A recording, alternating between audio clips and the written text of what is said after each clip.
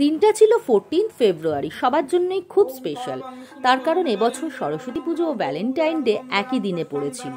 আর আমাদের জন্য একটু বেশি স্পেশাল, আফটার অল আমার বেটুর বার্থডে।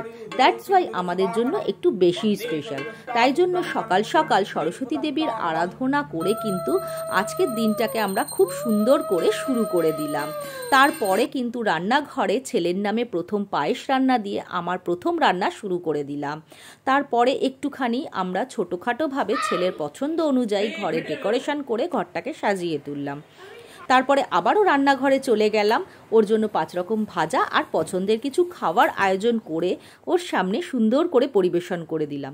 যদিও খেতে ও একদমই পছন্দ করে না, তবুও আজকের দিনে ওকে একটু সুন্দর করে সাজিয়ে দিলে দেখি ওর মন ভালো হয়ে যায়। আর আজকের দিনে ওর মনটাকে ভালো রাখতে পারলে আমাদেরও খুব ভালো লাগে। একে একে দিম্মা, পাপা এবং মাম্মা মুখে আশীর্বাদ পর্ব সেরে নিল। সুন্দর করে আশীর্বাদ করে আদর ভালোবাসা দিয়ে ওকে একটু পায়েস মুখে দিয়ে কিন্তু আজকের লাঞ্চ পর্বটা সুন্দর করে সাজিয়ে তুললাম। সবার আশীর্বাদ ওর খুব প্রয়োজন, সবাই ওকে খুব আশীর্বাদ করো, ভালোবাসা দিও।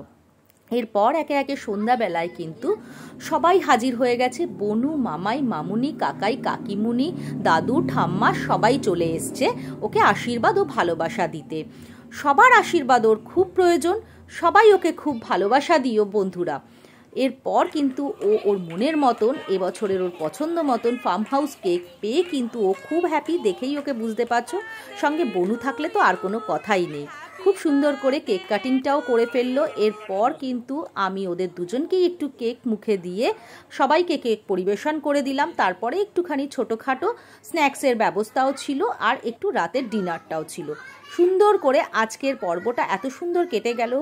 মজা, আনন্দ, কাজকর্ম করে সুন্দর করে হইহুল্লোড় করে আজকের দিনটা কিভাবে কেটে গেল কিছুই বুঝতে পারলাম না। এটাই ছিল আজকের আমাদের ভ্যালেন্টাইন ডে। আর এই সুন্দর দিনটাকে কাটিয়ে আমি খুব হ্যাপি। এবং এরপর ছেলে কিন্তু সব শেষে সবাইকে টাটা বলে, গুড নাইট বলে আজকের দিনটা শেষ করলো। আর গিফটের কথা তো বলার কিছু নেই, এত গিফট পেয়ে তো ও খুব আনন্দিত। সবাইকে অনেক অনেক ধন্যবাদ এবং অনেক অনেক ভালোবাসা। সবাই খুব ভালো থেকো, সুস্থ থেকো।